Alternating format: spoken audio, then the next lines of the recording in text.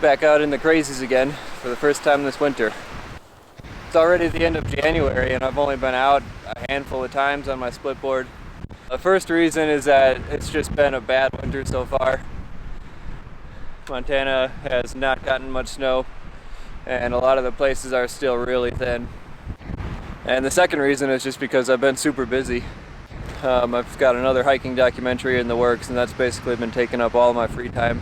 I'll be doing the Continental Divide Trail starting in April and only have about 2 months to prepare for that now, so there's a lot to do still. From Livingston, the crazy mountains have looked pretty bare. There's a lot of rocks still showing, but I thought I'd get out here and check it out. It's hard to tell just by looking at a mountain range from far away what the snowpack is like, because once you get into the mountains and you start to get into these small little crevices, sometimes you can find pretty good pockets of snow. So that's what I'm hoping to find out here today.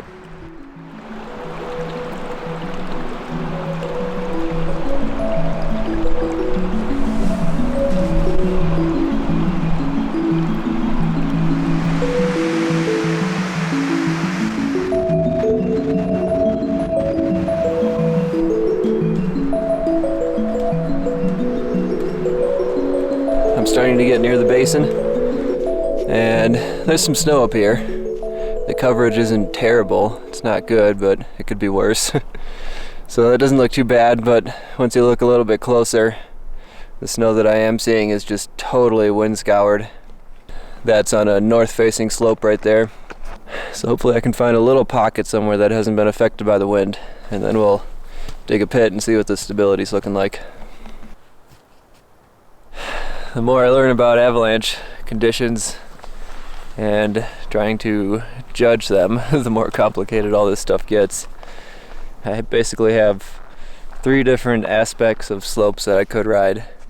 Got a north facing slope, east facing slope, and south facing. Now that I'm in the basin, it's not as windy here and I'm not seeing quite as much evidence on the snow that there has been a lot of wind.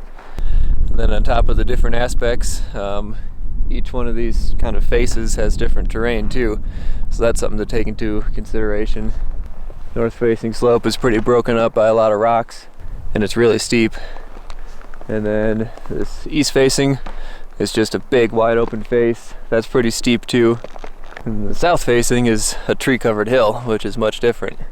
So there's a lot of things to take in consideration here, and since I am out here alone and since just the whole Montana area in general has been pretty unstable lately, I'm definitely going to play it kind of conservative and not go into any really big terrain here. So I'm thinking that I might kind of head up near the head of this basin and go up one of those tree covered slopes. The slope is kind of shallow, so it should be a little bit safer. Looks like this slope is about 20 degrees, which means that I don't really have anything to worry about right here. The slope has to be 30 degrees or more for avalanches to happen. So that means that the snow that I'm on is probably pretty safe, but I could still have things above me fall. So right now I'm just kind of being cautious and being aware of what's above me. This tree covered hill kind of goes up and then it flattens off, and then there's a really steep, really big slope right above that. So something could always break off of that, but where I'm at right now, I'm relatively safe. Another thing that gives me a little bit of reassurance is that I'm in a forest with quite a bit of older, mature trees. That means these trees haven't been bothered too much by avalanches during their lifetime.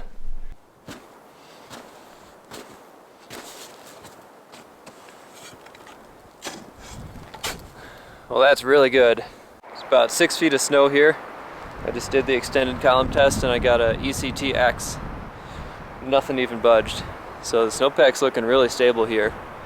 I am in a forest and I think that might have something to do with it. The wind hasn't really been able to get to this snow in here very much yet. On other slopes they're definitely very wind affected. But there's a lot of snow in the forest here and it's really stable.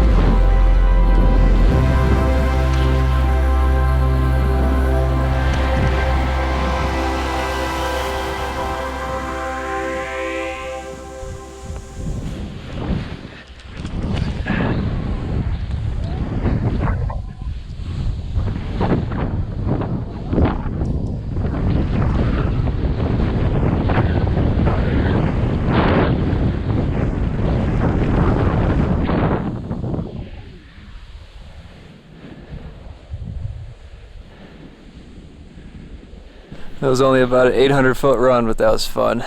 The snow is amazing. Kind of surprisingly compared to what I saw on the whole way up. But it's pretty short-lived. Now I've got about a 5-mile trek back to the car. At least it's all downhill.